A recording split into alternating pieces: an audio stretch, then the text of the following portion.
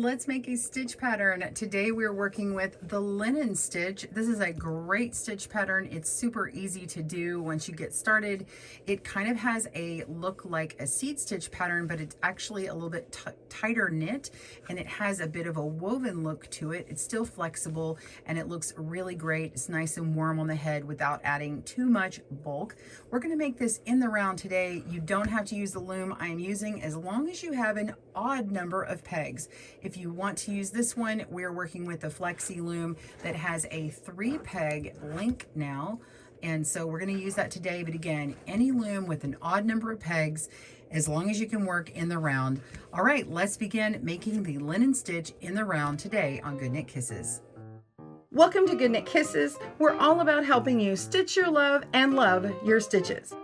To get the written stitch pattern in the round, be sure and check out our video description links below. You'll also see the pattern for this linen stitch hat that you can find in multiple sizes. That is also down in the video links. Plus, if you want to work clockwise or counterclockwise, which is like a right-handed or a left-handed, I've got both videos available, again, down in that description.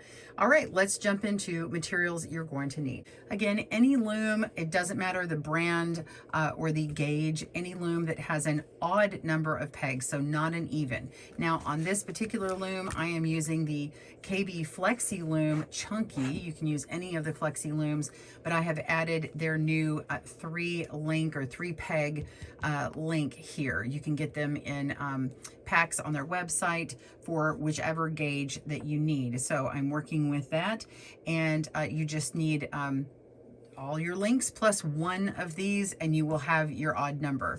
Just make it to the size that you need for yourself and appropriate weight yarn. And of course you're going to need your loom hook, and you don't even really need a stitch marker, but that would be necessary if you need to work out some other stitches or your brim, because this one is going to be continuously worked as a 1 round repeat. It's so great, just 1 round. However, if you said, hey, I don't have an odd peg number, or I don't have this little thing here, you can also make it as a 2-stitch repeat, but then you would have to shift the stitches on the 2nd row. I'm not going to go into that, but we will have the written part of that down in our video description, and so you can change it up, but that means that you would have a seam. And this one has like no seam on it. I mean, there's no difference between the beginning and the ending of the rounds, because it just continuously repeats. So all right, let's dive right in. Go ahead and cast on, get to the point where you want to be for the linen stitch, and we'll go right into this. It's going to be very quick. See you soon. All right, we're on the repeating round 1. I'm at my beginning peg here, and you're just going to simply knit 1 on just a U-wrap knit. If you want to do an E-wrap, that's fine. It makes it a twisted stitch and it'll be a little bit more stretchy, but being true to the linen stitch to have more of that woven tighter fit, a U-wrap knit is very appropriate. The 2nd stitch, it's going to be a 2-stitch repeat. The 2nd stitch is going to be slip with the yarn in front of the peg. Now you can always pick up the stitch on that peg and place the yarn behind it and put your stitch back on. Yes, you can do that, but there's a cool hack, and if you saw our flat panel in this, you already know how to do it. You're simply going to put the working yarn below that next stitch and pull it up like a purl, but don't take anything off. Push that loop behind and pull on your working yarn, and that automatically blows your mind and throws that yarn behind the peg. It's super easy, and then you just move on. So you continue repeating. You're going to knit 1, slip with the yarn in front of the peg, purl up like a purl, or pull up a loop like a purl, tuck it to the back, and pull on your working yarn. All right, so I'm going to do this a little bit faster. Knit 1, slip with the yarn in front of the peg, and continue knitting.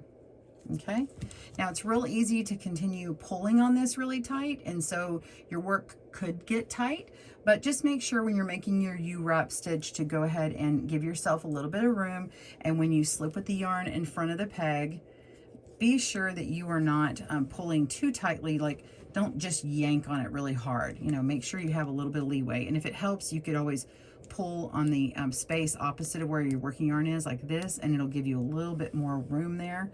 And then when you make your next stitch, just kind of put your finger there behind it to give it a little bit of extra space, and continue moving on by not pulling on it too tight. That's really it. So continue working those stitches. Pause your video and I'll meet you back up for the end, and we'll go over what happens to transition. We'll see you in a moment.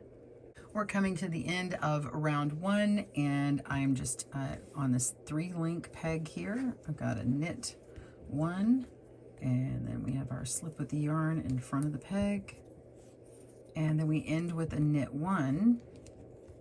And now you're just going to continue your rounds. You're not actually even counting which round you're on. You just need to continue in the same stitch pattern.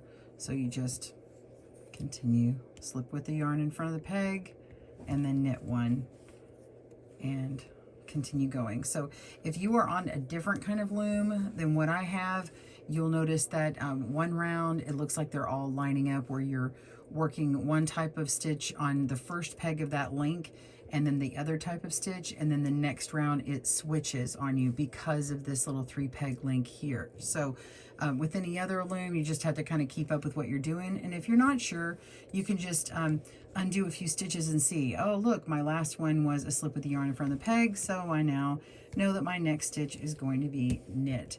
And that is all you do.